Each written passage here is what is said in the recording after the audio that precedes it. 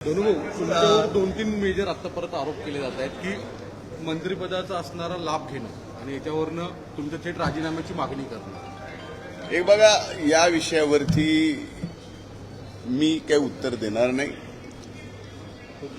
माननीय अंजली दमानिया या स्वतः आदरणीय उपमुख्यमंत्री अजितदादा पवार साहेबांना भेटल्यात आणि त्यांना जाऊन भेटून ज्या कागदपत्रासहित त्या भेटल्यात त्यावरती माननीय उपमुख्यमंत्री अजितदादा आणि माननीय मुख्यमंत्री देवेंद्र भाऊ आणि उपमुख्यमंत्री अजितदादा यावरती स्पष्ट उत्तर देतील आणि ते उत्तर त्यांनीच द्यावं अशी माझी सुद्धा या ठिकाणी इच्छा आहे. मुद्दा क्रमांक 2 की तुम्ही ज्या राखेच्या संदर्भात 2006चा सुप्रीम कोर्टाचा GR जर पाहिला, थर्मल पॉवर स्टेशनची राख म्हणजे प्रत्येक थर्मल पॉवर स्टेशननी केलेला तो कचरा आहे आणि तो कचरा थर्मल पॉवर स्टेशननी स्वतः पैसे खर्च करून उचलला गेलाच पाहिजे, हा सुप्रीम कोर्टाचा निर्णय आहे.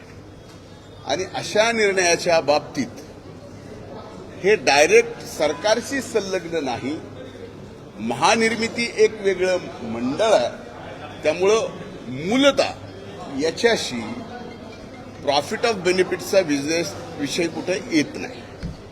पलीकडे आणखीन काय विचारायचं?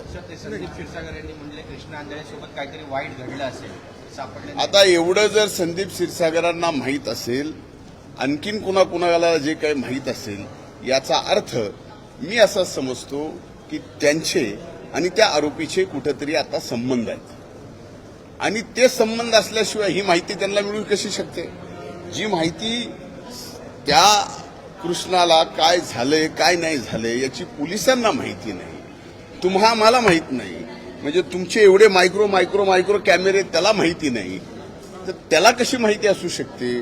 याचा अर्थ त्यांचा कुठंतरी संबंध आहे आणि त्या संबंधातून अशा पद्धतीच्या बातम्या पेरायच्या. आपल्याला ती बातमी मिळते आणि सध्या गेली 1 महिना सव्वा महिना बीड पलीकडे दुसरं काहीही आपल्या माध्यमावर चालू नाहीये.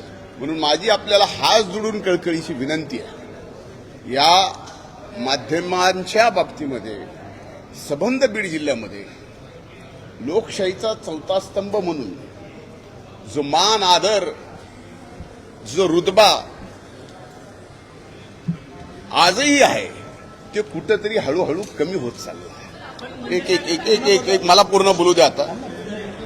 म्हणून माझी आपल्याला विनंती आहे की पहिल्यांदा आपण सुद्धा जर्नलिझम म्हणून काय खरं काय खोटं पूर्ण याच्यातली तपासणी केल्यानंतर एक जिल्हा असेल किंवा त्या जिल्ह्याचा नेता असेल, एक मतदारसंघ असेल की त्या मतदारसंघातला कुठलाही नेता असेल, भलेही मी असेल, त्याला माध्यमांनी शिक्षा दिली पाहिजे, त्याच्यावरती मीडिया ट्रायल चाललं पाहिजे, या मताचा मी आहे.